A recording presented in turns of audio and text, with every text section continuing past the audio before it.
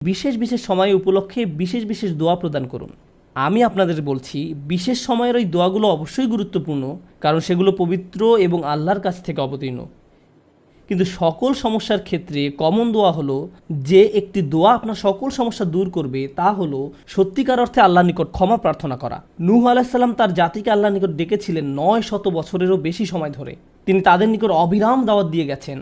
তার নবুয়তি জিন্দেগির শেষ দিকে এসে তিনি পেছনে ফিরে দেখেন এবং তিনি তাদের নিকট যে বার্তাটি দিতে চেয়েছিলেন তার একটা সারাংশ দাঁড় করিয়েছেন। তিনি তাদের উদ্দেশ্যে শুধু একবার বা দুইবার কথা বলেননি। ليلا ونهارا دعوت قومي ليلا ونهارا তিনি বলেন, হে আমার পালনকর্তা, আমি আমার সম্প্রদায়কে দিবারাত্রি দাওয়াত দিয়েছি। তিনি রাতেও কোনো বিরতি নেননি। কোরআনের একটি সূরা তার নামে নামকরণ করা হয়েছে, সূরাত নূহ। সেখানে এই গোটা সময় ধরে যে তার সম্প্রদায়কে তিনি দাওয়াত দিয়ে গেছেন তার একটা সারমর্ম তুলে ধরা হয়েছে। আমি তোমাদের কাছ থেকে কি আশা করেছিলাম? কুল্লামা দাআউতু লিতাগফিরা লাহুম। আর এই গোটা সময় ধরে আমি